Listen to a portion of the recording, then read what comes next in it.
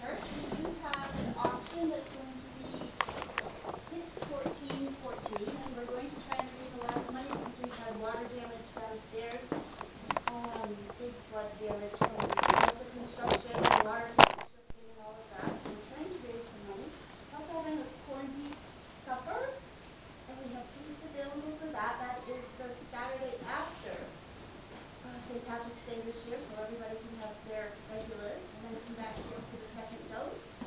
Then we have an Italian supper coming up in May. April.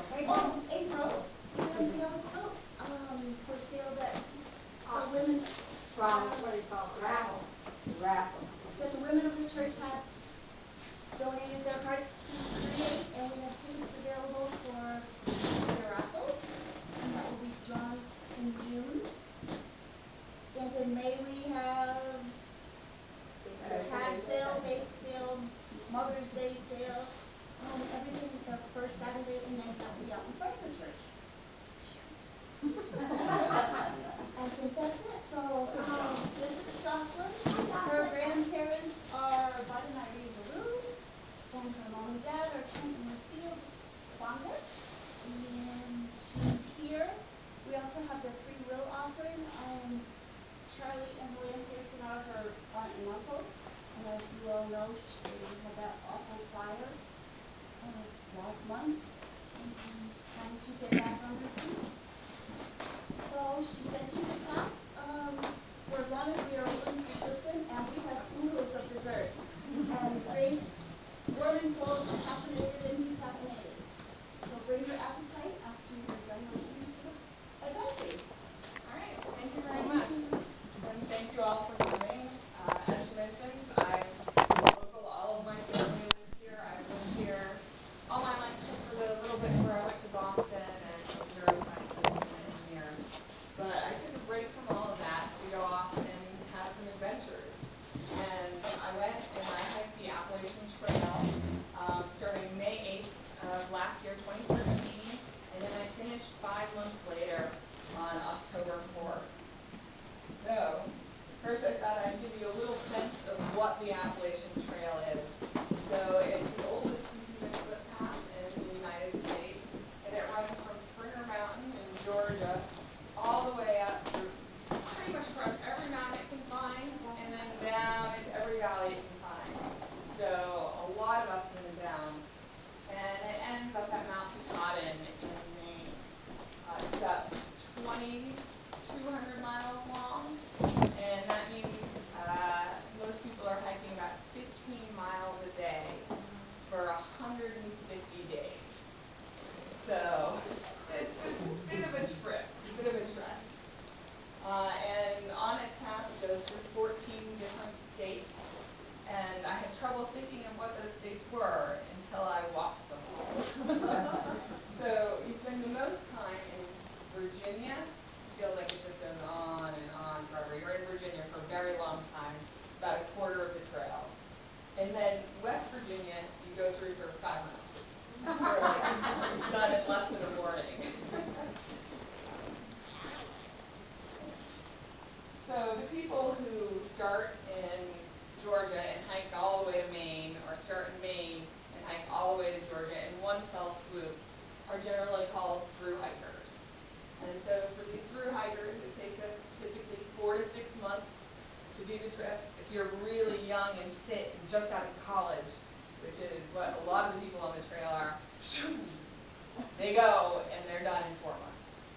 And then the other group of people that there are a lot of are retirees. Right? Who are the people who are likely to have a break from their life, not have jobs yet, not have big families yet that they have living with them. They're just out of college kids, and you're retirees. There's sort of these 2 different distributions of people. And the people who are older tend to take longer, partly because they're not in as good a shape. Also, they can afford to go into town. Like, it's raining today. I don't have to hike in that. I do not need any more of those character-building experiences. I'm not character. And I tended to err on that side when I could. Like, if I get too much more character, people won't put up with me. So, 2013, when I did the hike, about 20% of the people that started in Georgia thinking they were going to hike the whole thing, finished. And that was 2,700 people at the beginning in Georgia, starting sometime between March and May for the most part. They think they're going to do the whole thing. At the halfway point, the numbers had already dropped by more than half. There were only about 1,100 people that made it halfway, and then a total of less than 600 people. Wow. So that's sort of the official.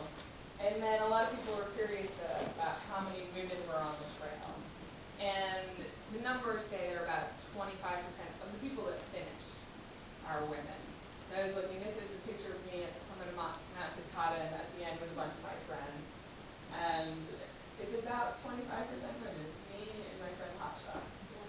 But that was more true when I got towards the end of the trail. At the beginning of the trail, I think because I started so late, I started in May, which was right when the kids were getting out of college. And it seemed like that was skewed much more towards the really in shape guys who were starting late and then were racing to the finish. So, an idea of what the trail looks like. These are a few different pictures of the trail itself. So this is down in the Smokies, where you can see sort of just a dirt path winding its way through the woods. Up in Tennessee, there are these beautiful falls. And once again, the trail is really easy to find. And then I got to Virginia. It rained. It rained a lot when I was in Virginia. So the trail turned into these mud tunnels and sort of eerie, foggy tunnels, you can sort of see.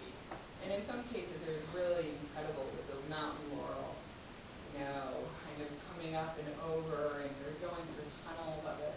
It's impressive. And then New England. New England is different from the rest of the trail. The rest of the trail, you get these nice paths. New England, you have rocks. And they say that the rocks start in Pennsylvania. And people that aren't from New England complain about the rocks in Pennsylvania. I got to Pennsylvania and I'm like, what were you guys expecting? This is nothing. Wait till you start climbing the mountains with those rocks. And the rocks go from being this big to this big.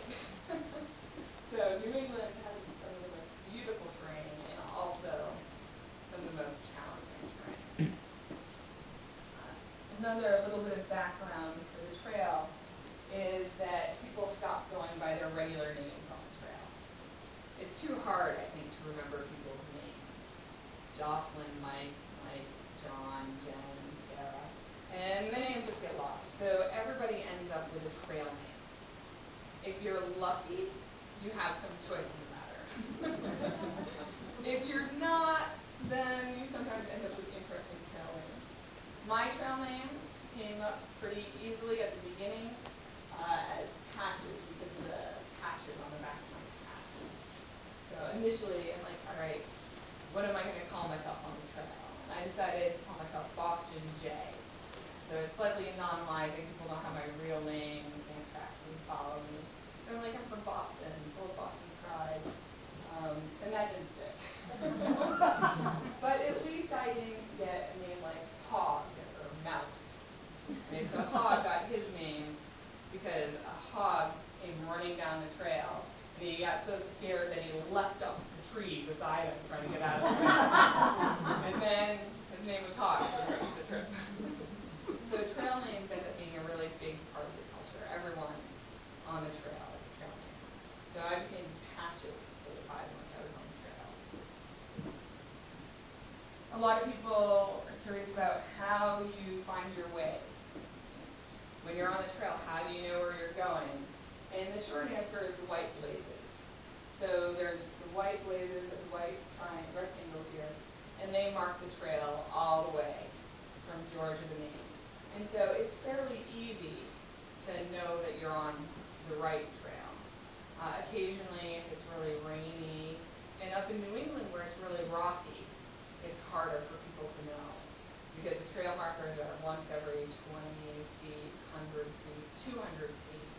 And if you're from New England, you're often a lot more used to figuring out what a rocky trail is versus what rocks are. And it takes a little bit of getting used to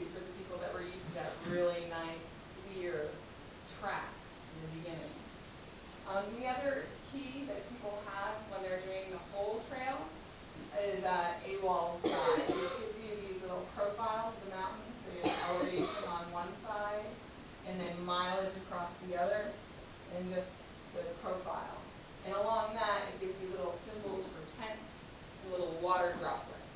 And that lets you know where you can find water and where you're supposed to spend the night, or if there are known campsites, tent sites there. And so for the entire trip, those were my only guides. And they also tell you where road crossings are, so that if you don't town. Yeah. Question about the length of the trail. Yeah? And I know it's not figured as a crow flies. Is it figured as on a flat, a linear, or does it include the elevations? So what they do is they take one of the rolling trackers, and somebody actually goes up and down and tracks the whole thing. And so the length of the trail changes every year because there are things that get rerouted. Some of the big windstorms, ice storms come down, knock down enough trees that you have to go around. Some of the trail washed out in Hurricane Irene, and so they had to reroute it there. So every year the mileage changes. I think it's changed almost 100 miles over the course of its history. Especially now, when the trail first was, well, designed might be too strong a word, put together. When the trail was first put together, a lot of it was sort of following old cow paths, logging roads, and then connecting back up to bridle paths. And now, in the south especially, they're going through and they're actually designing the trail. So they're putting switchbacks in so that the trail doesn't wash out and erode as much, and it makes the trail longer. There's a little bit of griping about that. Like, oh, it's an extra 2 miles to do the same stretch of trail. And I was on a stretch where they'd just done that, and I ran across the crew that was measuring it. It was, of course, a rainy, miserable day. I was climbing uphill, and I thought, my book said that I was like right there, 0.1 miles to go. I'm like, oh good, this is finally almost over. And I ran into the trail crew, and they're like, I have some bad news. It's an extra 0.7 miles compared to what it used to be. So it does change a lot every year. And sort of gradually as they're doing it, from left forward especially. Right, and the next thing is, where do you stay? And for the most part, I stayed in my tent. So I carried a little 2-person tent with me. And the fact that it was a 2-person tent meant that there was enough room for me on one side and my best friend, my pack, on the other side. Because I ended up hiking the trail by myself. So that was definitely an exciting part, getting used to being by myself for that much time. And I would have gone with somebody else if anybody I knew had been willing to, quit their jobs for 6 months and wander off into the wilderness. It's kind of hard to find people on a whim that are willing to do that. But since it's been a lifelong dream of mine to do the trail, at some point, you got to do the things that you want to do, that you love doing, and that you dream of doing, regardless of whether or not you end up doing it by yourself. And it ended up being phenomenal. I met so many amazing people, and it was just great. The other option on the Appalachian Trail is to stay in shelters. So there are shelters spaced out every 10 to 20 miles along the trail. And there are these 3-sided lean-tos with an open front, but it gives you a roof. And when it's raining, and it's been raining all day, for days and days, did I mention the rain? The lean-tos can be really nice, because then you don't have to worry about putting up your tent in rain. The downside is that you are now sleeping next to your 8 to 14 best friends, newest best friends. And you don't always have choices about who sleeps next to you when you're in that situation. And if it's rainy and wet, everyone's doing the same thing. They want to get out of the rain. And half of those people snore like the dickens. They snore so loudly. So that's one of the issues with being in the shelters, is that you end up with snorers and But it meant that most nights I had the option to camp at a shelter or near a shelter. So I usually would camp near the shelter so that I could have my own personal space, not have people's wet clothes dripping on me. It's going to be my wet clothes dripping on me. I want them to be mine. Especially because people are only going into town once a week. I mean, nobody's showering more than once a week. Nobody's doing laundry more than once a week. It's really nice to be in your tent. So your tent weighed on less than 2 pounds? My tent weighed less than 2 pounds. So that's one of the really nice things. Over the last 20, 30 years, the way people backpack has really changed. When I went backpacking with my parents as a kid, I had a pack that was bigger than I was, and everything was heavy. Now you can get a lot of ultralight gear and stuff that's lightweight. It tends to be more expensive, so that's a trade-off. But for me, especially, I had some health issues going into the hike. I am not 19 anymore. It is 35. You can't abuse your body quite as much sort of as you trend up in age. And you also tend to have more resources to be able to get better gear and to accumulate gear over time if you're a little bit older. And so that was a nice thing. Yeah. What did your base pack weigh? My base pack weight was around 20 pounds. So it ranged from the beginning of the trail to the end.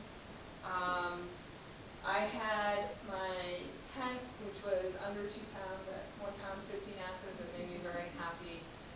My sleeping bag was about a pound at the beginning of the trail. At the end of the trail, this sleeping bag here is a 0-degree bag instead of a 30-degree bag, and so it was heavier, almost 3 pounds. And as I hiked, my gear evolved. So sort of, this isn't working for me. You can get these nice sleeping pads now. So a lot of the people who have really, really light packs, like some people have base weights of 10 pounds, and some people have base weights of 40 pounds. So there's a huge range in your base weight, and that's the weight before you add food and water. Once you add food and water, it can get even heavier.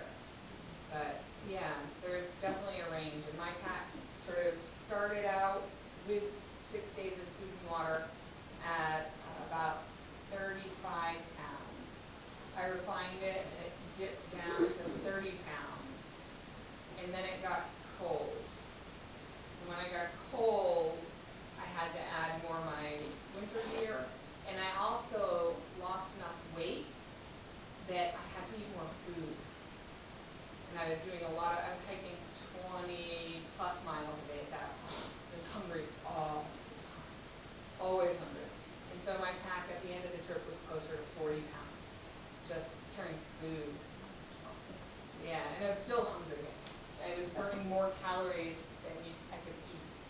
Yeah. Have you come across some of those real windstorms? Yeah. I'm wondering on some tents that they don't hold up the real heavy storms. Right. So my tent is a 3-season tent, and it held up really well against all the weather I ran into: snow, ice, windstorms. When it got really windy, it was colder in the tent because a bunch of it is mesh, and so then I needed to pull up into my sleeping bag with my hat on. And the mummy bag, cinched right up so only my eyes were peeking out. But, yeah, when the weather gets colder and windier like that, you have to carry more gear, your pack gets heavier, and you get a lot of trade-offs. So where do you get your water? Out of the creek. So you end up having to filter your water from the stream. If you're lucky, there are springs that you can get your water out of. And you can either filter it and sit there with a pump and pump the water, which is one of my least favorite hiking chores of all time. I don't know why I hate it so much, but I do. I think it's partly because I'm tired after long days of hiking and often cold, and then I'm sitting there at the water and it's slow. I just want to take a water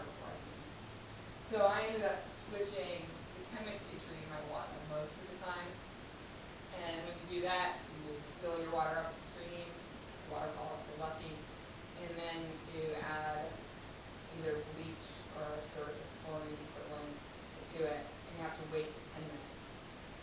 So, water requires patience. Either way you cut it, and I think it's the real problem for me. Not patience enough to wait for the water. Yeah. Are most of the mountain streams pretty clear anyway, or is that just a precaution, or is it really, you really need to filter it and So, resolve it?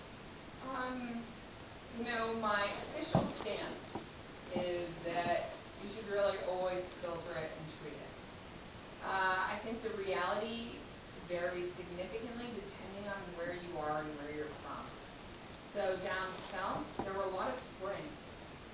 If you can get your water out of the spring, if you can trace it back to its source, like this is exactly where the water is coming from, you know, then it was okay. And there were a lot of people that didn't treat their water at all in the south and didn't end up having any negative consequences from that. However, once you get further north, the beaver population goes up. And so does the population of cows near the trail. So in, say, Virginia, if you're going through pasture, I'd treat that water. I filter it too in those areas. I'm like, you know, I'm watching the cows right there, and here's my stream right here. The springs, Mark, I mean, does the Appalachian people that maintain it, do they have springs that say this is good water, or don't they need to do that? So, in some places they do. When they do that, they will put the caveat. Absolutely. We cannot assure you that this water is drinkable. However, if they know for sure that it's not drinkable, they'll often put a sign saying this has been tested and has tons of E. coli or other stuff. But the general rule of thumb people follow is if you can trace the water back to its source, and it's probably okay. In Maine, filter it, treat it, filter it, treat it. Beavers everywhere. And beavers have a tendency to mean a higher percentage of diarrhea. So, yeah, and I screwed that up once. Just once. Not a big. But I was lucky. I was up in Maine, and the story on Luann wanted me to mention, which was, I mentioned it on my blog too. I called it, When a Tree Falls in the Woods, Does It Make a Sound? The answer is a resounding, oh my gosh, yes. So I was hiking up in the 100-mile wilderness, and I heard a crack and a creak, and I looked up, and it must have been at least 100-year-old maple, big around, up a steep slope. I just sort of caught a breeze and looked out by its roots. And its trajectory was coming right towards me. And I looked and went, oh, expletive, and dashed backwards. Because I figured, based on how it was falling, if I went forwards, I was going to be in its path because it had such a broad arc to its arbor. And so it started crashing down, and then I was just like dominoes. All the way down the slope. Took out another maple this big and huge oak, a couple smaller birches, a hemlock tree, and it just kept going. I mean, it was visually stunning. I was transfixed. I just had to watch it. And it didn't stop until it got down to the stream at the bottom and it started leveled out. And I just stood there, staring at it. And like, if I hadn't noticed that crack and creak, would I have been able to, get back in time? And I'm okay, no, it's fine. I'm okay. I'm fine. But I'm fine. And then I looked at it again and, oh no, I dashed backwards. I have to go north. Now, all these trees are down in my path. nothing to do but go over them and under them, and so much work, like climbing up branches and roots and then hopping over, and all of this with a big full pack on. So I eventually managed to get through that maze. I got to the next shelter and the next training. It was still like, okay, I'm okay, but there's enough adrenaline, enough fight, flight there going that still coming off of that. So I filled up my water, I added my chemicals to it, and I started telling it to a couple of people that just came to the shelter from the other direction. Because they looked at me and they went, "Are you all right?" So I think I was still hell as a ghost. I'm like, "Yeah, I'm okay, but that tree, I mean, it just almost took me out." I'm like, "Oh yeah, we heard something. We figured there were a bunch of logging roads, so we figured it was just a logging truck coming through." I'm like, no logging truck. And so as I was telling them the story, I picked up my bottle of water and I took a drink.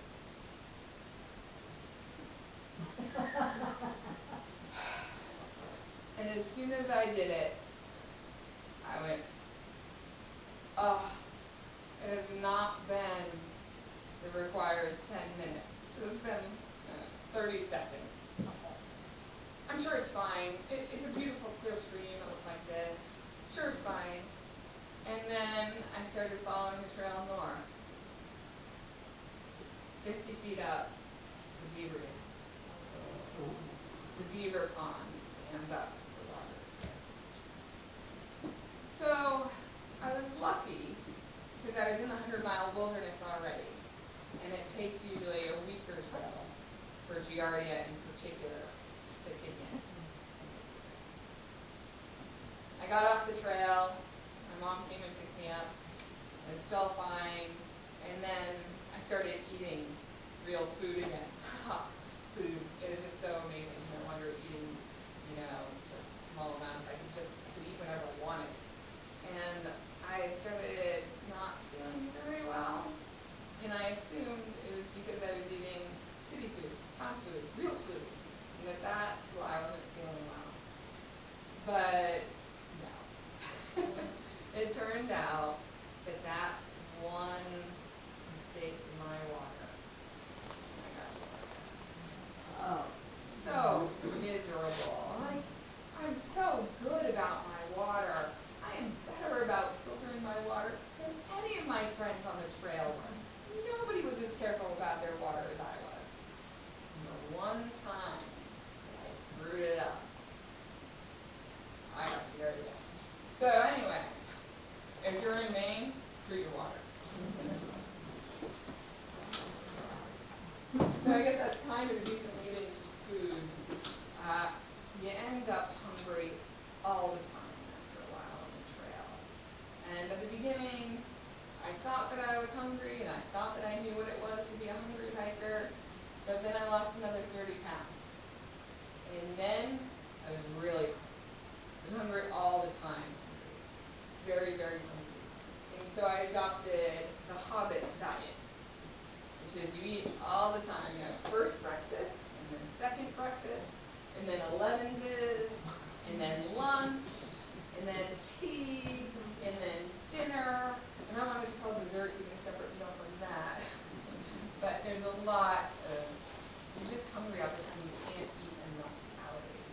I calculated it at one point, and the minimum number of calories I was burning was about 6,000 calories a day. And it might have been more. It's hard to find the data to back up more, but given the elevation and the contour, the fact that I was doing 25 miles in a day and carrying a pack, a lot of calories. And most through hikers aren't carrying more than 2,000 calories a day. That's a lot of calories. I calculated it the other day at a total of 210,000 calories over the summer that I had to spend. That's a lot of calories. So the good thing about that is you go into town and you go into a restaurant, you order one appetizer, order dinner, then you order another dinner, and then you look at the dessert menu. I'll take one of each. And so that was pretty entertaining sometimes. And then the wait staff looks at you and goes, "Through hiker, huh?" Yep, definitely a through hiker. So I put a little list of some of the kinds of foods I ate. At the beginning, I ate kind of awful stuff, mostly because I go, the thing closest to town was usually a convenience store. So a small convenience store, not a really good convenience store, just a little one. And then what can you buy at the convenience store? You can buy protein bars and granola bars and Pop-Tarts and ramen noodles and Slim Jims and candy. And after a while, I'm like, oh, I don't know that I can keep eating that. And I got a little bit better, but just so much food. You're hungry all the time. So I typically carry 5 or 6 days of food with me at a time. So that meant I had to go into town once every 5 or 6 days. And if you remember the map I showed you earlier, it tells you essentially intersection points. These are the roads going to town. I'm hiking a lot of miles already. I typically do not want to walk the 12 extra miles into town. A lot of people hitchhike to get into town. As a single woman on the trail, I didn't feel comfortable hitchhiking. Figured I was already sort of at my risk threshold here. That was fixed. I didn't feel comfortable with that. And so there are shuttle services. You can call somebody up, usually somebody with a pickup truck. They'll come out to the trail, and they'll pick you up, and whoever else is there for hikers, and they'll give you a ride back into town, typically sitting in the back of the pickup truck. Even though I didn't hitchhike, this was usually the scariest experience I went through on the trail. In the back of these rusty old pickup trucks on mountain roads, with people driving way too fast, and they're like, oh my goodness, if I survive this, I'm golden. Those pickup trucks were often interesting. And the first time I called and got a shuttle service into town was probably one of the times that was the most interesting. So it was in Georgia. I think it was going to Helen, Georgia. It might have been kind of long. I think it was Helen. And I called up the shuttle service. And yep, be right out. Okay, good.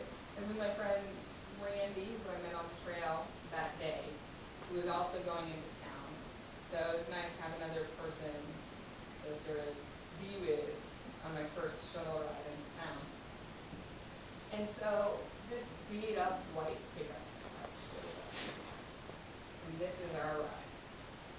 That pickup truck very well may have been older than I was. And it definitely needed a lot more maintenance than I did. So we loaded our packs into the back, which was good. I'm like, okay, at least we're going to sit in the cab of the truck. All right, I can do this. Randy got into the truck first, so he's sitting in the middle, and I'm sitting on the edge, and I closed the door. And the door to the pickup truck doesn't really stay closed. And the driver's like, don't mind that, it's fine.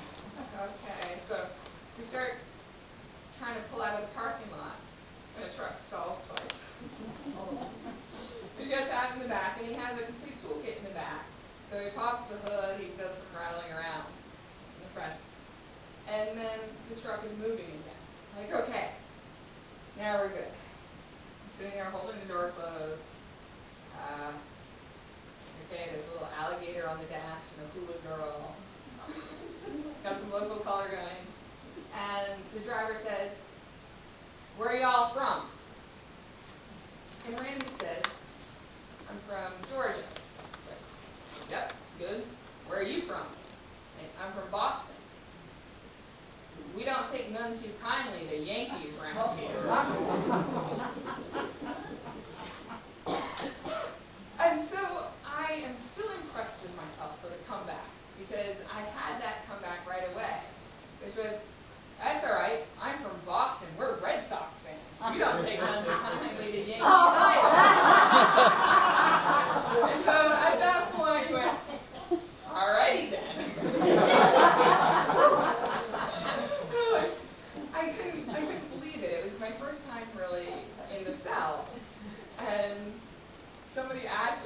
not take none too kindly to Yankees. So after that, the rest of the ride went reasonably well.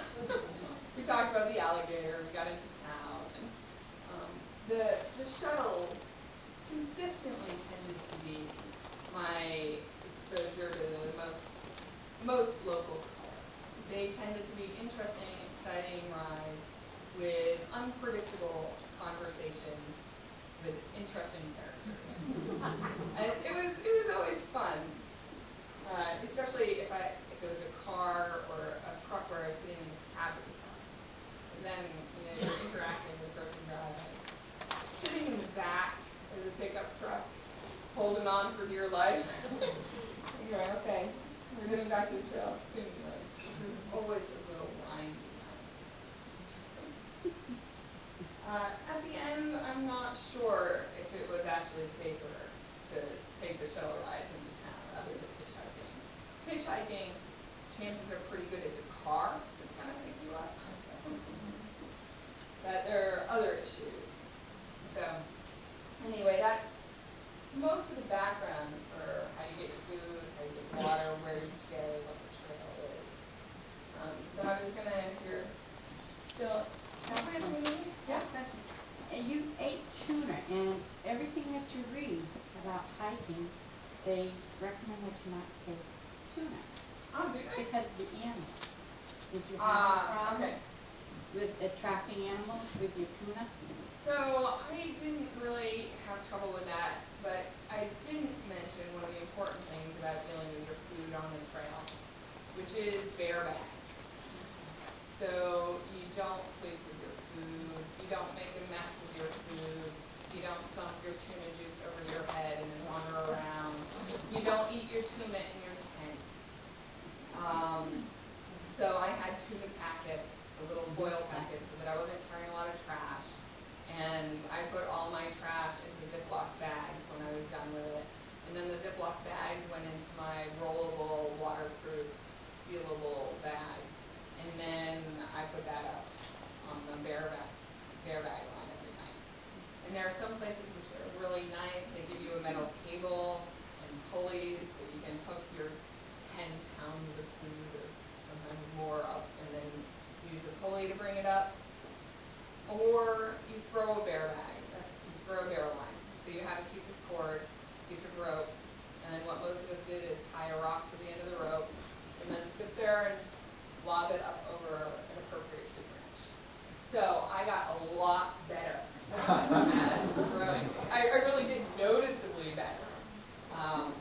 So my aim with tree branch height, good 15 feet up, I can throw my bear line now and then haul my food up. And sometimes for me, it was hard to haul the food up, especially when I was carrying a lot of food because I was hungry and had to do a lot of days. So then I'd grab my rope and I'd put it over my shoulder and I'd just walk backwards and use the pulley action. But yeah, you do have to be very careful with the food handling. In the Smokies, there are a lot of bears. Do not feed the bears. You can lure the bears to by giving them food, yes, and then they'll get good pictures, yes. And then the rangers end up having to shoot the bears later because they learn that people need food. And so it's a problem. It's a real problem. Yeah. I'm leaving in 8 days. I'll be on the trail. Oh, awesome. In the Smoky Mountains, in the AWOL guide, they talk about the bear canister. It's a requirement. No. Okay, that's what I wanted to hear. No. You read it in the book, it says recommended Yeah. or mandatory. Right. But So, no. no. No. In the Smokies, how do we all do the rest of them? I'm trying to remember. You're required to stay in the shelters. You're required to get a permit. And there are mice. Oh my gosh, there are mice. I'm going to save that story, I think, for a couple minutes from now. But there are mice. Did I mention you have to deal with mice? There are mice. But you, if you want, you and I should talk because there's a lot of stuff that AWOL says and doesn't say. And yeah. But dealing with that is an issue. Bear cans are not required. A couple people carry bear cans, and they're just thick plastic canisters that are designed to be bear-proof. And that's sort of like having something that's designed to be child-proof, which means that, yeah, the kids might be able to get into it, the bears might be able to get into it, but you can't. But I'm still trying to learn how to use my bear canister because I'm headed out west where you have to. I just didn't want to get them to have to carry the extra weight. Oh yeah, they're heavy. They're heavy, they're bulky, they don't fit into packs. Right.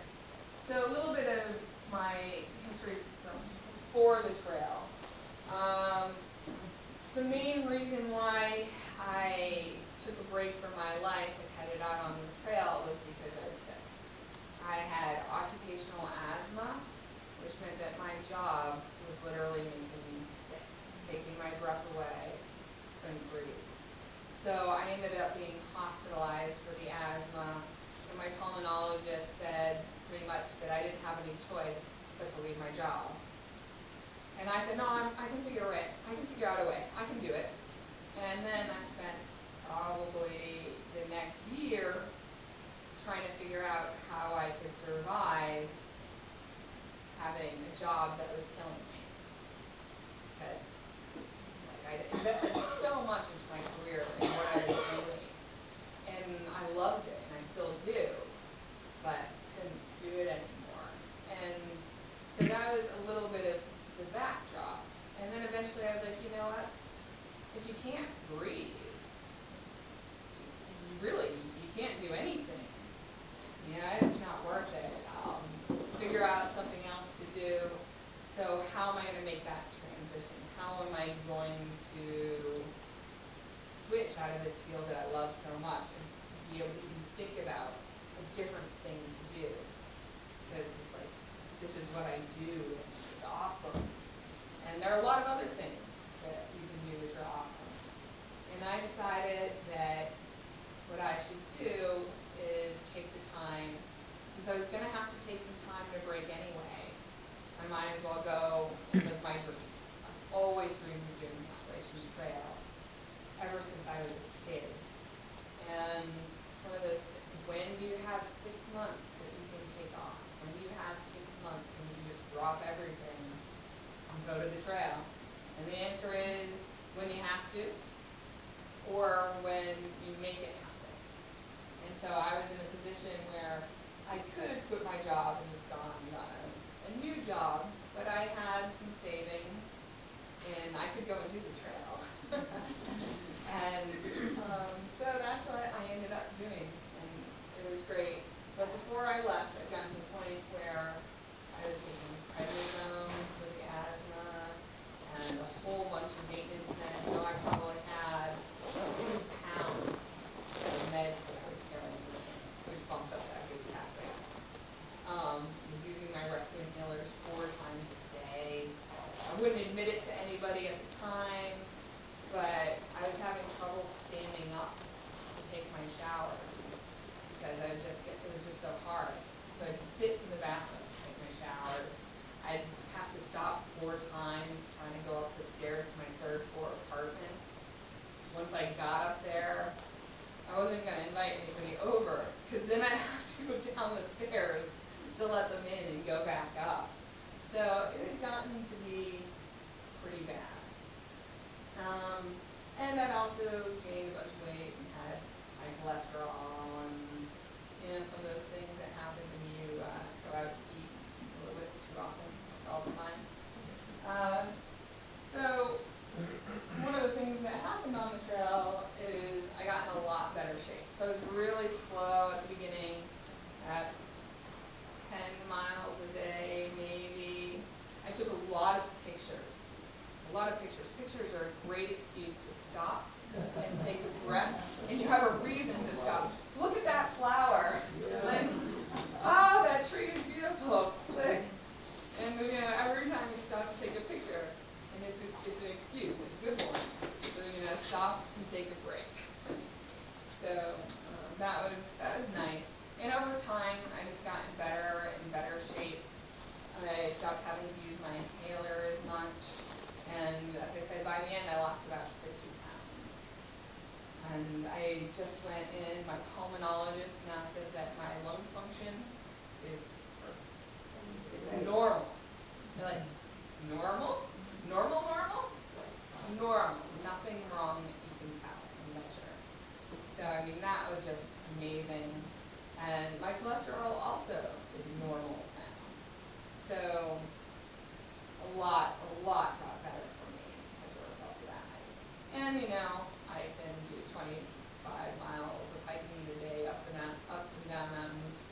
by the end, I was keeping up with the 18, 19-year-olds on the trail. So, like, aha!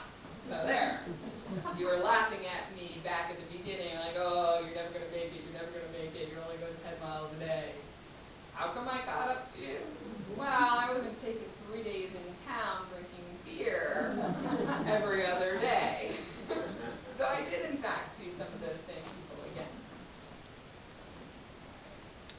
So, from here on, I was going to just head into some of the fun and interesting stories about things that happen along the way.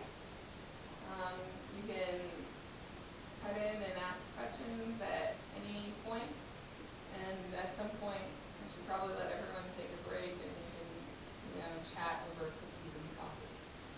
Here's for phone. So I carried my cell phone, a Verizon cell phone. Has very good coverage over most of the trail. There are some places where there is no coverage, and that's just what it is. Mostly in the national parks. In the Smokies, cell phone coverage wasn't very good. Verizon tended to have the best coverage of anybody, but Verizon phones sometimes lie. So this I didn't know before I hit the trail. Your phone can tell you have 3 bars, and it'll keep telling you you have 3 bars. Can't make a phone call, can't send a text message, can't receive a text message. You don't have any bars. I have no idea why my cell phone would say that I had 3 bars. I didn't have any. And it wouldn't just be me, it would be all of us. So I'd run into somebody, you have something? No. Does your phone say? Yeah. And I remember that, especially in the snow. So I had the cell phone. For me, my cell phone was sort of a safety blanket, an emergency way to do emergency contact and check in. I blogged for my cell phone when I was in town, and I sent text messages. Hey, love you, Mom and Dad, I'm still alive. How about recharging it? So how did you do that? So I ended up carrying an external battery. I started out with a solar charger to charge it, except, the next slide shows why that didn't work. It rained. It rained a lot. Did I mention the rain once or 20 times so far? But it rained a lot. It was a horribly rainy season. Unusually, it was the wettest month on record for Georgia when I was there. It was the wettest month on record in North Carolina when I was there. It was the wettest month on record in Virginia when I was there. And there were like 10 different days when it broke records for being rainy. Solar charger? No. There were some people who tried. It was like, well, they told me when they sold it to me that it would still work on a cloudy day. Like, Not 10 in a row. well, and when it's that cloudy, it's not going to work very effectively. Instead of taking 6 to 10 hours to charge a phone, it's going to take you 3 months. Maybe 6. So the solar charger didn't end up working out very well for me. And I just got a small external battery pack, which would give me about 5 days worth of charge if I was using my cell phone for text messaging and as an emergency. Otherwise, I went into town every 5 or 6 days. And in town, I stayed in hotels or motels or hostels if I could. And then you have access to power and a place to take a shower and a real bed. All of which was very nice. So that's how I dealt with charging my phone. Other people that didn't stay in town would charge it sort of at convenience stores. I did that once. Gas stations sometimes have power outlets on the outside of the building. You buy your snacks, and while you're eating, you power your phone up. There are some places that expressly ask you not to do that. So it rained, huh? It rained. Oh, did it rain? It rained, and then it rained some more, and then it flooded, and then it flash flooded, and then it rained some more. So it really did. I think I counted it was 55 days in a row. Oh, wow. Of rain, and that is hard. And for me, I started late in the season. I started in May, and I was going slow. sort of set bounds to make sure I didn't go too fast at the beginning because I didn't want to injure myself. If I tried to go too fast, I think I would have injured myself. So I was going slow.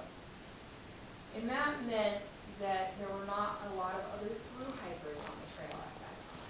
Starting this time of year, you're going to be in the bubble the whole way. You're going to be in a group of people. But there weren't a lot of people on the trail because it was late in the season. It was wet, kind of miserable. And when it's rainy, there aren't a lot of day hikers out either. So I ended up, especially for a little while in Virginia, going for a lot of time just without seeing people. And I'd never really done that before. And you forget how much interaction with people you have and how important that interaction is. Like, it doesn't have to be a huge interaction. Even if you think you're not a people person, how long do you go without hearing human voice? Just without hearing human voice. And I found that ended up being hard for me. I went for a couple days just without seeing anybody. So I bought a radio. Bought a little FM radio. And that allowed me to know what the local weather was. Rain. But it also allowed me to hear human voice, right? And just having that extra little bit of feeling connected to the world mattered a lot to me. And not until after I'd been on the trail for a couple of weeks, not until after I'd been in this place where I wasn't getting to interact with people, but that was definitely a thing that happened.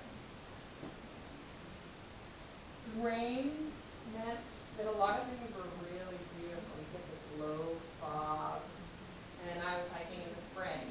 All the spring flowers were out. So I learned that there were a lot more varieties of trillium than I'd ever imagined. And this is the beginning of the trip, so flowers, they were really important. Even if you just stop and take pictures. So I have a lot of pictures of the flowers, the fog, and the mountains, the rolling hills. And it didn't rain all the time. I did end up having time when it rained. So there were a lot of birds while I was down south. The birds woke me up every morning. Every morning. And what time did the birds wake up? Before sunrise. I can tell you that. Well before sunrise. So I very quickly shifted from being a bit of a night owl to being a morning person. I was usually the first one up in the morning if I was camping with other people, and I was on the trail and I had the trail to myself. It was just me and the birds, whatever wildlife I encountered. And so the scarlet hummingbirds were everywhere. They'd circle me on the trail. It was beautiful. And especially in that early spring foliage, they stuck out. And they were very easy to spot. And then this is an indigo bunting. I'd never seen one before. I thought it was a bluebird. I'm like, oh, it's a bluebird. But it turns out it's an indigo bunting, which is so beautiful. So there are a lot of phenomenal views, a lot of impressive, incredible wildlife. And that made the rain ridiculous. I also met a lot of very interesting people. And these two people in particular are people that I met in the shelters in the Smokies. In the Smokies, you are required to stay in the shelters, and you're required to have a permit. And they phrase this permit in a way that irritates pretty much every single thru hiker that's hiking, because you have to sign on the permit and say that it is okay, you will be bumped out of the shelters if there are overnighters. People that are just out for the weekend, they get priority over you in the shelters. And a little challenging as a concept for the thru hikers because we don't have anywhere else to go.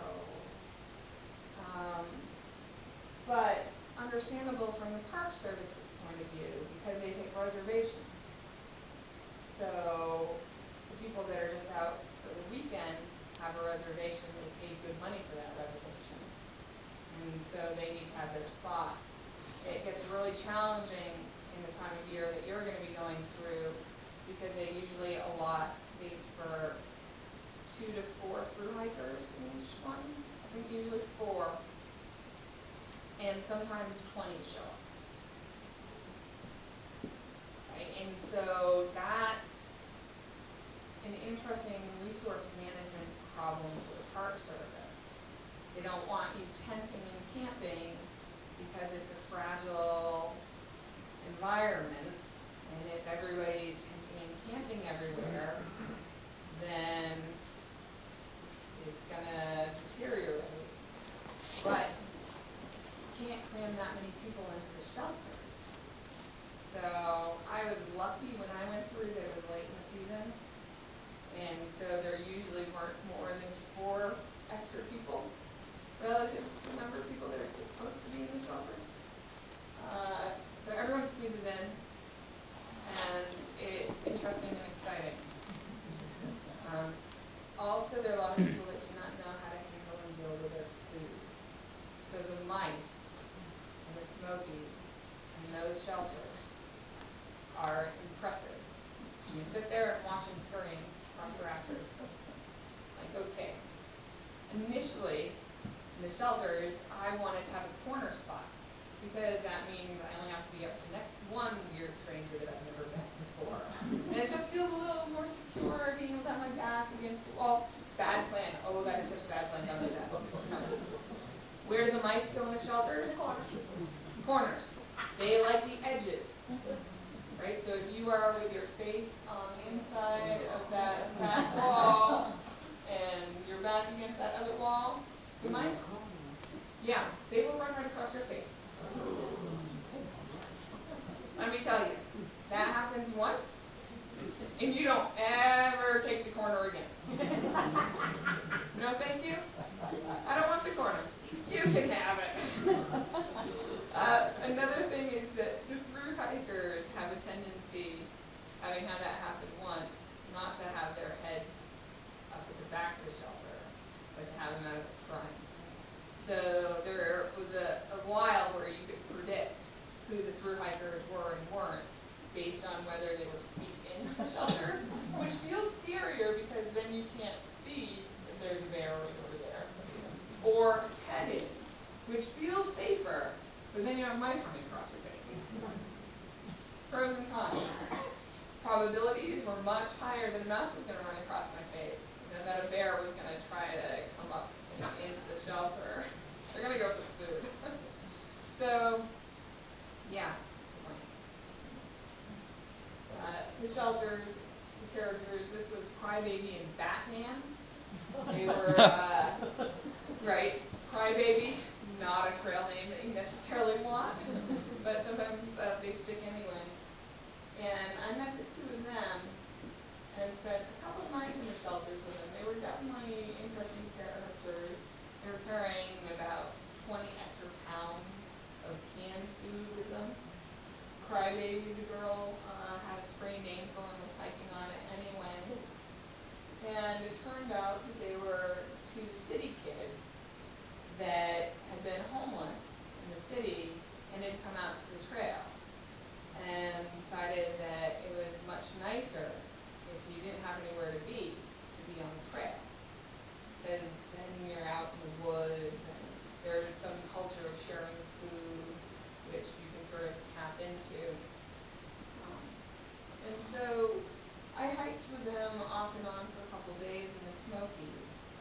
And then, I don't know, maybe 4 days later I was out of the Smokies and I found out that the 2 of them were actually wanted.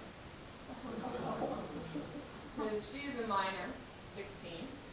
He is not. He's in his 20s. And he was on parole, having been released for, I think, larceny charges. And he was breaking his parole and transporting a minor across state lines. Not a good plan. Her parents weren't happy on multiple levels. So people were searching for them, but unable to find them because of his assumed name.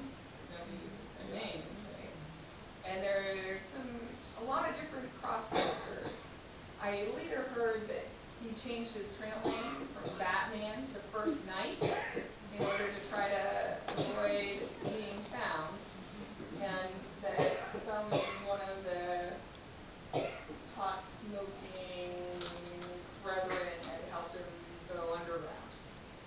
I don't know. But you sort of never know the characters you're going to meet. But everybody has an interesting story. A lot of people ask me about shoes and footwear. So it took me a little while to figure out the best way to build shoes for the lots of months days in a row. So this blister I got in Smokies, he was big enough that we named him. At one of the shelters in Smokies, I hiked 20 miles that day to catch up with friends to make them go through on a bet. Eventually, they bet me that I wouldn't do the 20 miles, and they said that if I did do the 20 miles, they would get up with me pre-dawn so that I could hike to the top of Clingman's Dome, which is the tallest mountain on the trail, for sunrise. So, I hadn't hiked that far yet. The longest day I think before that was 15 miles. Like in the Smokies, 20 miles. Do that. And I already had the blister. But, a little more blister if you already have a blister. So I made it to the shelter right as it was getting dark. And it was a weekend. So that meant it was full of people. And so the first thing I wanted to do was take my shoes off. So I was taking my shoes off and sort of looking at my blister. And the two people I'd made the bet with knew that I had a blister. I'm like, I have a blister? Oh, it's fine. And then everybody was huddling over me to look at my blister. And this one woman turns and says, "Hey, hon, can't complain about your blister anymore. Look at that one."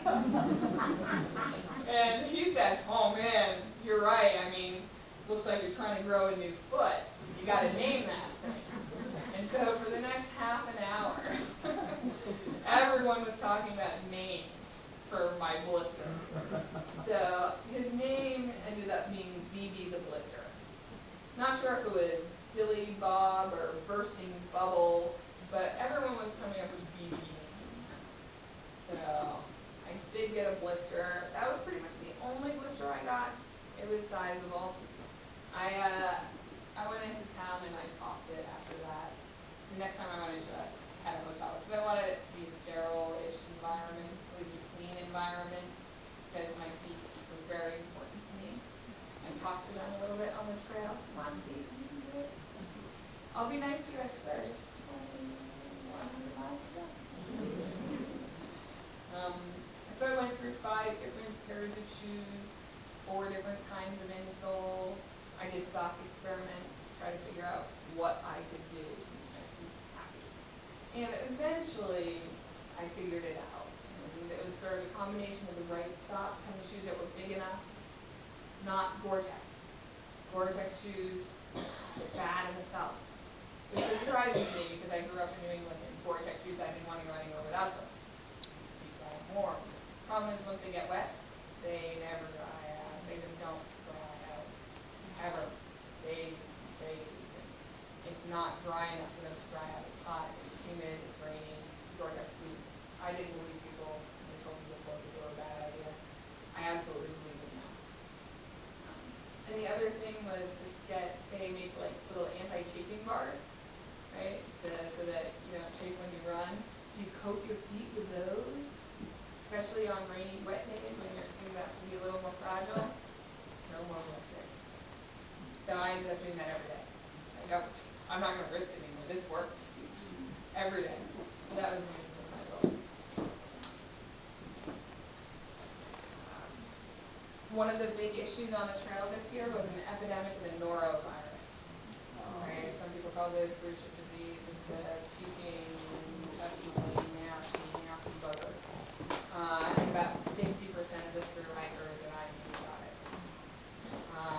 I lucked out. I didn't get it. There was an area on the trail where it was particularly where everyone seemed to be getting it. That was a real good time to stay in the tent. not in the shelters. I think some of it was noro, some of it was like the other stuff from the crammed conditions in the Smokies. It was about a week out from the Smokies where people were getting sick. Tennessee also was sort of famous for not having outhouses, for having shit fields, pardon the language, but so people thought that maybe that was part of the issue, but sanitation is a little harder when you don't have a lot of running water. And there are a lot of people that don't know, I think, how to be careful. And when you get sick on the trail, there isn't always somewhere for you to go. And that was really hard. I was really glad I didn't get noro, because if you had noro, they'd turn you away from the hospital. They wouldn't let you in. It just completely understood that from their perspective, because they're trying to provide a service, feel healthy and well. But man, like I was hiking and just imagine it's raining again, cold, you're sick. All you want to do is curl up somewhere warm. And you know, the best ideal world has somebody take care of you. But just curl up someplace warm, dry, a real bed is not an option. It's like now we're sort of back, black plague, the Middle Ages, slam the doors, don't let you come near. You see people and you're like, hi. There was no shaking hands. Nobody shook hands on the trail. Nobody gave up each other hugs. It was very low, like you don't want noro. And so that was definitely an issue. In fact, all the people pictured in this shelter got noro. And it was a rainy day, miserable. I got to the shelter. I was the first one there. I got there at about 10 in the morning. And it must have been between 1 and 2 inches of an hour of rain. Just that really heavy, inundated with rain and cold. It's okay, I'm cold. I just sent all my warm weather gear home because there'd been a heat wave. It was a little cold. Make a hot meal. That's a good thing to do. My sleeping bag was warm enough, I knew that I could always crawl back into my sleeping bag and I could be warm. I ate my hot meal, and more people piled into the shelter. And at around 2, the shelter was full, and I was bored. Like, all right, I've been here a long time. Everyone else has been here for a little bit of time. And the weather was still bad, so I asked one of the other guys that was there, I'm like, hey, the guidebook says that this next section is a little exposed, and there's a bad weather detour, but I don't feel comfortable doing that by myself, because when the weather is bad, it can be stupid. And so if I have somebody else with me, then we can trade off and at least know that we're looking out for each other. So we did that, and we left that shelter, and we were so glad that we did, because nobody else. We got into town a couple days later, and we expected all those other people to be 1 day behind us, and they weren't. They were 3 days. At least I didn't see them again, because they got noro and they had to get off the trail for a few days to recover. And it's every single person.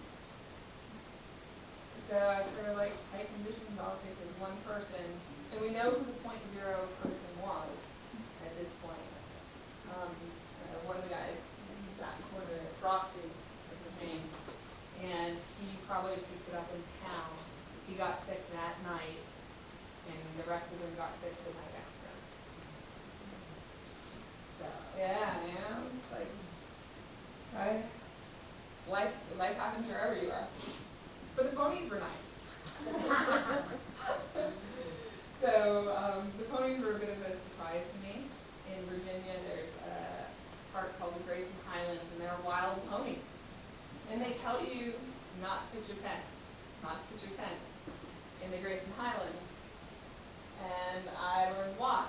I didn't pitch my tent, but I watched as the ponies started chewing on the tent. And the little ones, they started it, and I figured later it must have been kind of a salt.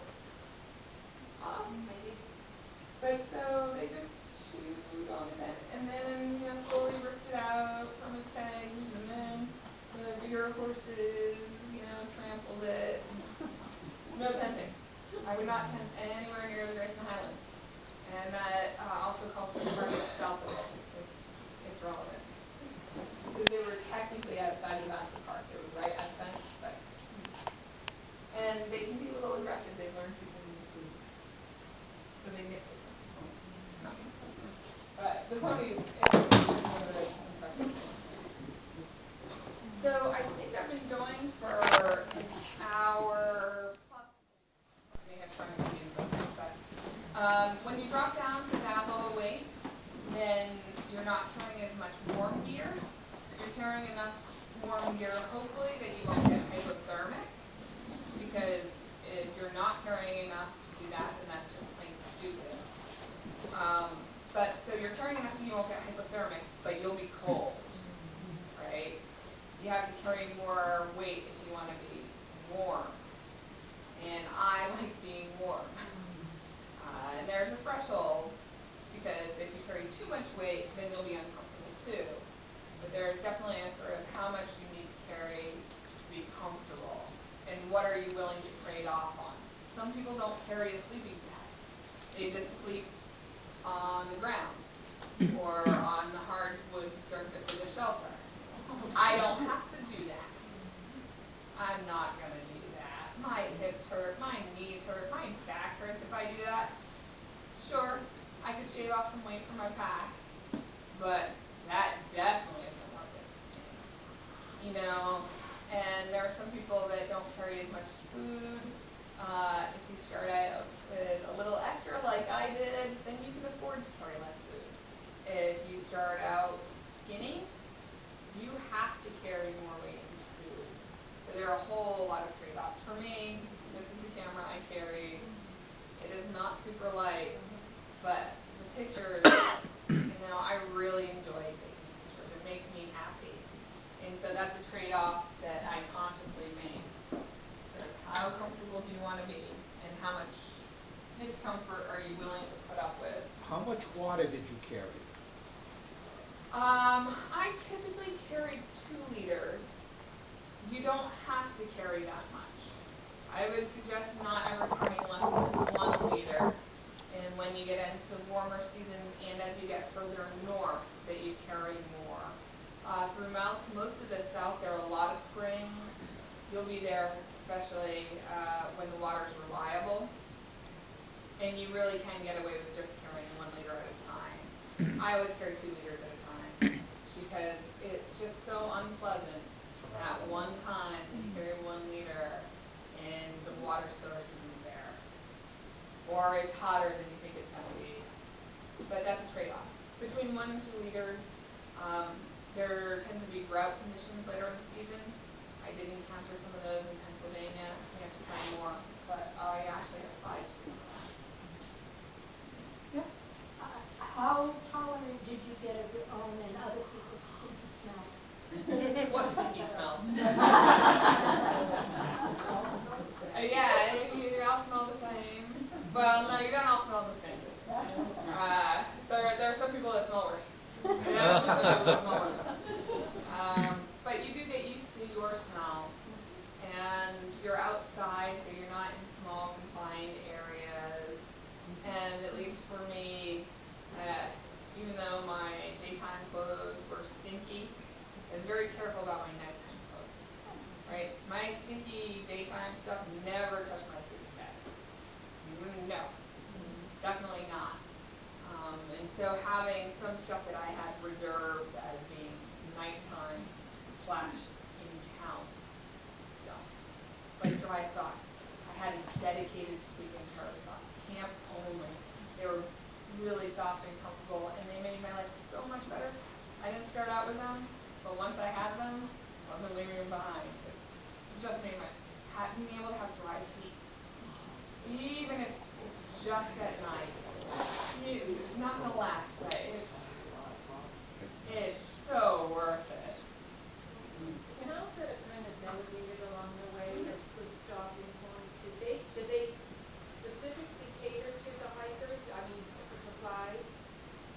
Yeah, I mean, the towns that are close to the trail know that they're close to the trail for the most part, and so they would cater supplies to some extent.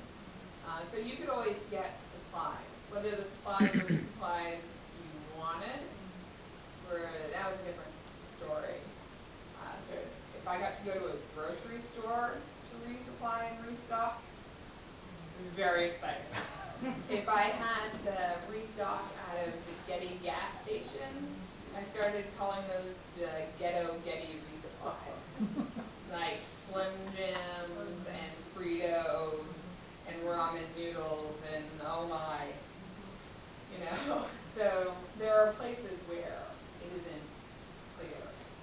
They're not specifically catering for hikers, but a lot of places do. Did you use mail drops much? No.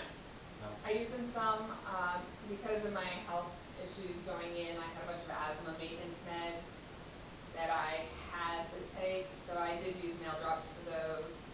And there was a point in the hike as I got further north where I realized that I didn't like having to live off of ramen noodles and Slim Jims, and I didn't have to. And so then I coordinated some mail drops. I met up with my parents, I sorted out food, picked it out, and then gave them boxes to send later. And, you know, my mom followed me pretty closely. I was able to predict where I was going to be, and she highlighted in the book. I texted her, and when I got further north, I ended up carrying a locator device, a spot, and that gives you press the button, there's an OK button, there's a red send help but not the rescue crews, and there is the send the rescue crews button. And so that gave everyone an added level of, okay, if something does go wrong, there's a way for us to get there. And there was some unfortunate news last year about a woman who went missing in Maine, who was never found. And so that's one of those, sort of brings that reality home that things can go wrong, and they do go wrong. But that's true everywhere in life. And the numbers actually are much better on the trail than, say, in Cambridge, where I was living during the Boston Marathon, lockdown, all the stuff that happened right before I hit the trail. And so I think that was sort of a way for people to realize that as a single woman on the trail, there are a lot of risks and there are a lot of things that people are afraid of. But if you actually look at what risks you're taking on, it's not actually higher than the risks you are being confronted with as you live your daily life off the trail. It's just a different kind of risk that we're less familiar with. And it's risk that feels a lot more immediate. And my next story is one of those very immediate feelings. There was a lot of rain. Especially the first part of the trip. And there are a couple of severe thunderstorms. And earlier in that year, there's been some tornadoes that have really wreaked havoc in part of the country. And when I was in town, if I was in town, I had a tendency to watch the Weather Channel. It may have been some sort of perverse something, who knows if it was going to rain.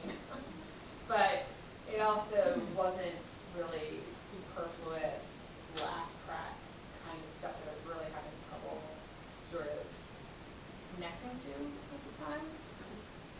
So the Weather Channel, I've been watching that, and they've been talking about tornadoes. And we occasionally get tornadoes around here, but not like they do in other parts of the country.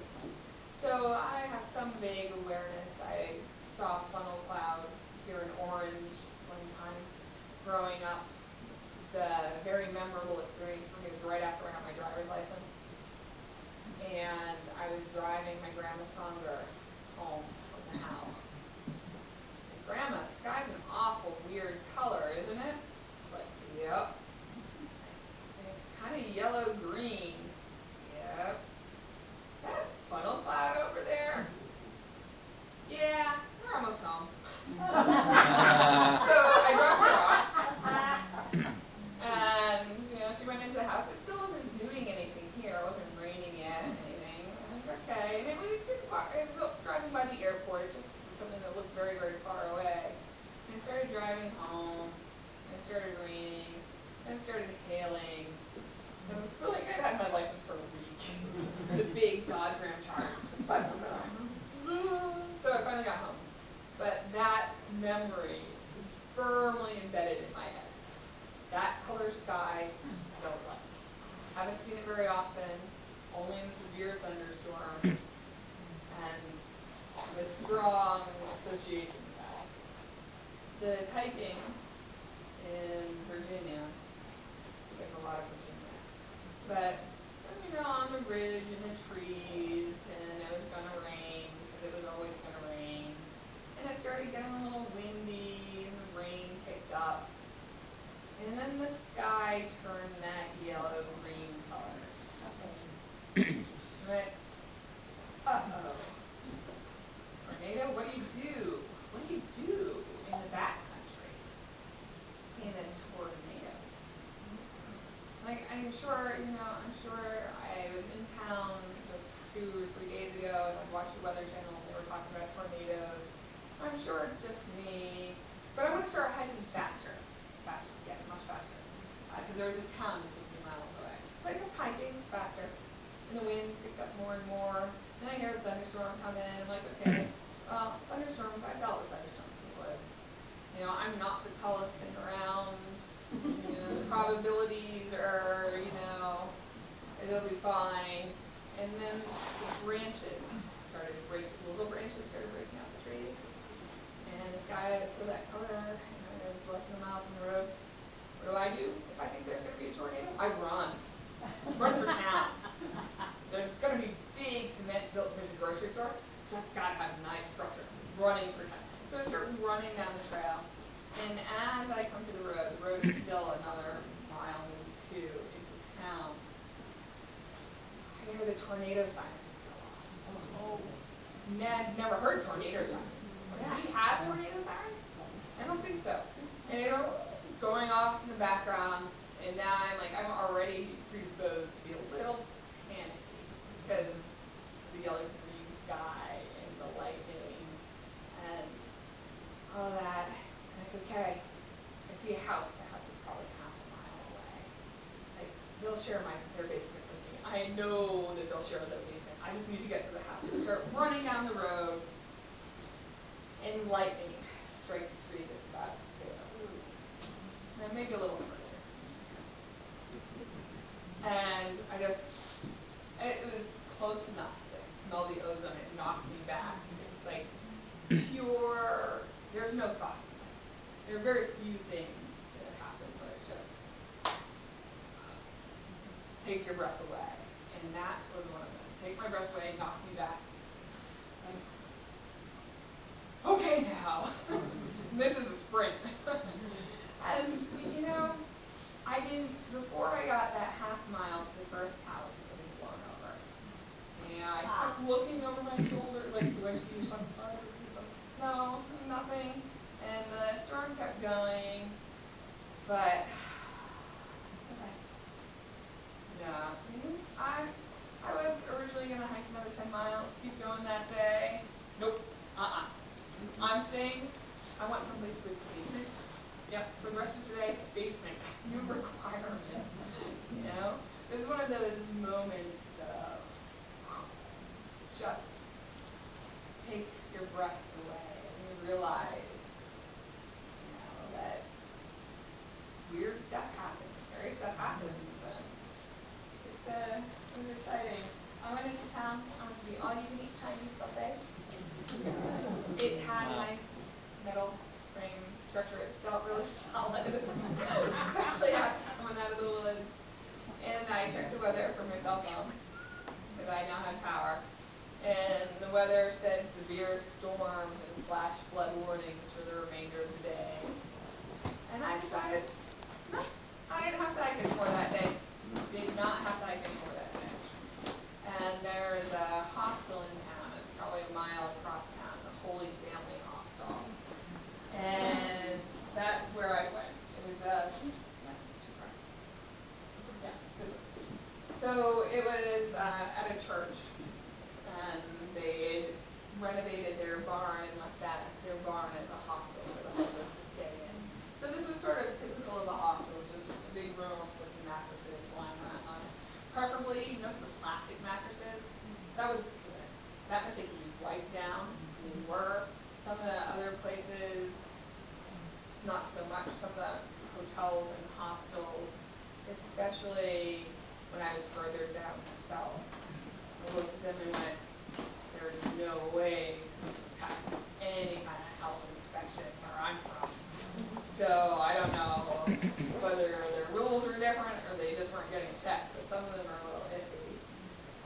But they were dry, and they were warm, and that's what I wanted. So sitting here hanging out at the Holy Family Hospital, I'd had a bit of a day, and there was some food for hikers in the fridge. I was hungry by that point. I'd already lost a bunch of weight, and that's a can from cheese. I am just eating the cream cheese straight out of the can. Calorie dense. Let me tell you, nice regular cream cheese, calorie dense. It tasted really, really good. After you just finished all you can eat Chinese? Yep. No, you know, it was at least an hour later. So I was there hanging out, and there were two other people there. My friend Hotshot, who I just met and who ended up being a friend of mine off and on for the rest of the trail. She got her name because she ran the Hotshot Fire Cruise out in the western part of the state. So, not sorry, country. So out in California and then all over the west. So she was a bit of a hotshot, regardless of what definition you use. She carried a big pack, and she was one of those fast people. She was buzzing by me. And so we were sitting there hanging out, and a guy whose real name was Fingers, from the Five Fingers toes, you know, the toe shoe thing. He showed up, and he was a very nice guy, but he had some anger management issues. In a kind of a scary way, actually. And then sort of a switch would flip. He'd be off the deep end, and then the switch would flip back, and he'd be the nicest guy you ever met. And that's one of those situations where you pay a lot of attention to the switches, because just one of those things. So he was there, and he'd gotten really grumpy about something. I think it was somehow Hotshot was laughing at me because I was eating the cream cheese straight out of the bucket, and he didn't know what we were laughing at, and so he got a little grumpy. And what I discovered with him was that if you refocused his attention on something neutral, that he wouldn't dive all the way off the deep end. So I'm like, hey, look at that scale. How old do you think that is? So we're looking at the scale. I don't know. Anyone have a guess at how old that is? I'm like, it's certainly not modern. So he was sufficiently distracted, trying to figure out how old the scale is. He looked all over the front, the side. It lists everyone's ideal weight there. At the time, I was my ideal weight according to the scale. And there was no weight on it.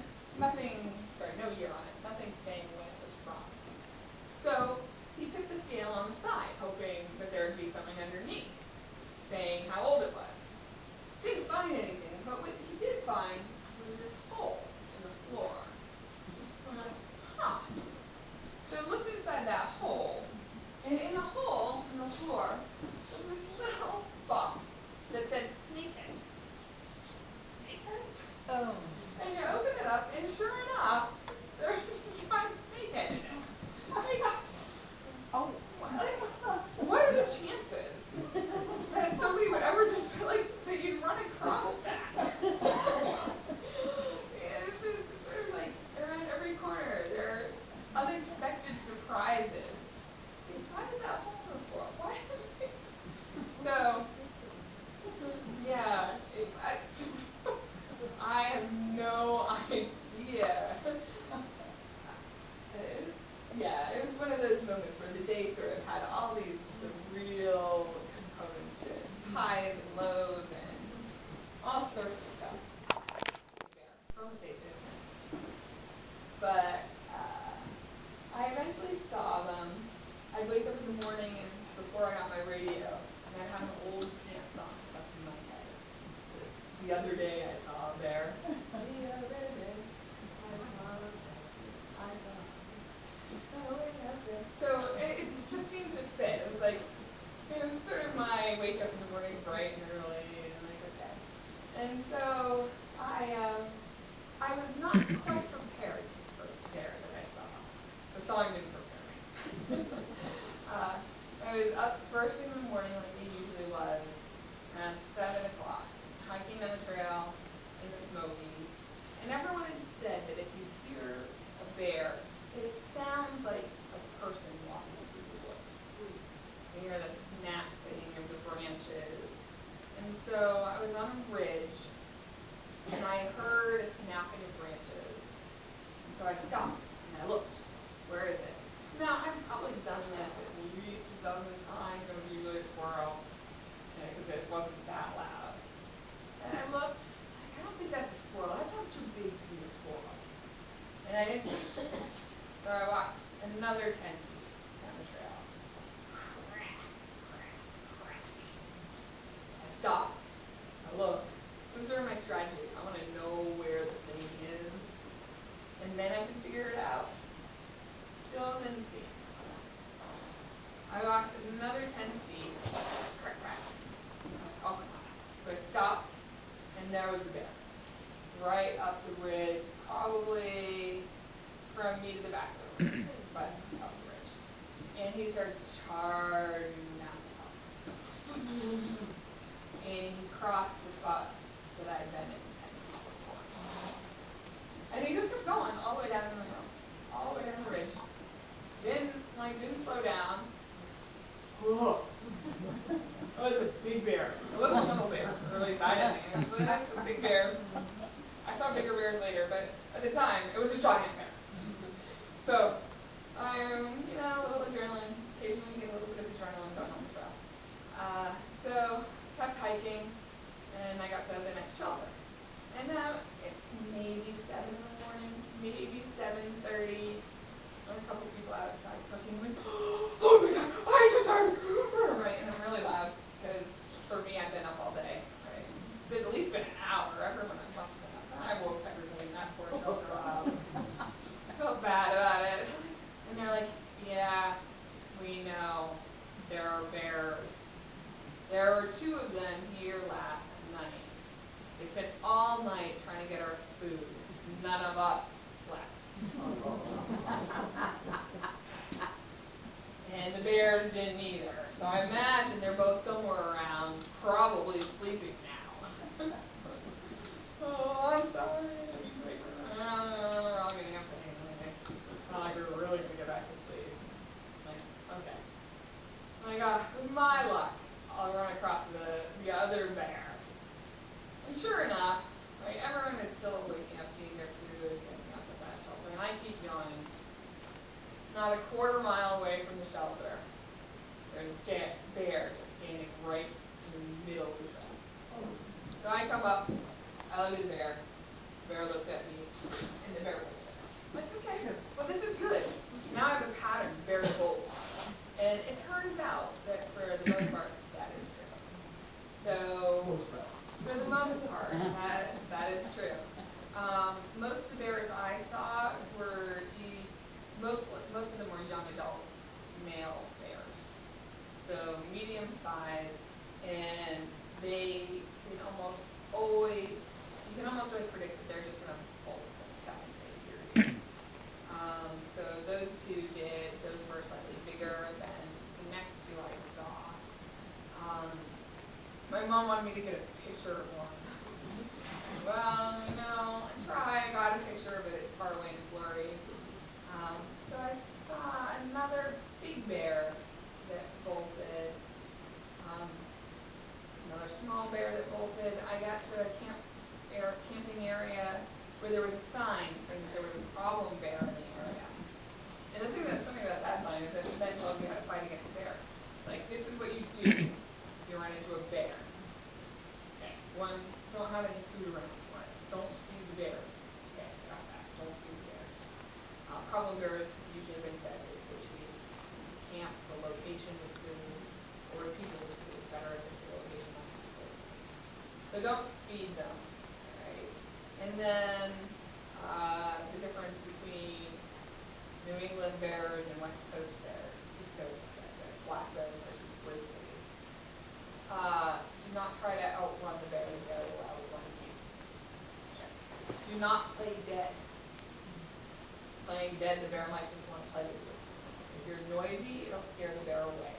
So be noisy and make yourself look big, and it'll scare the bear away. If it is a mom with cubs, do not get between the mom and her cubs.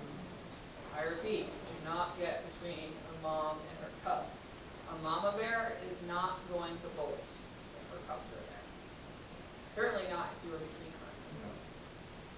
And so it's giving you all these instructions, and it gets down to, I think, instruction 6. Last resort, you can go into hand-to-hand combat with the bear. You can fight the bear. People have done this and won. Like, oh goodness, I do not want to be fighting a bear, but I am throwing a big knife. If it comes to that, yikes. But it's sort of funny that they list that challenge, and I don't recommend these strategies. And I was a little bit afraid that the first shelter coming out of that would have an outhouse that would be the scariest thing in the world. But it wasn't. It was actually still fine. I think that people that are going to have a problem don't get that far. It's scary.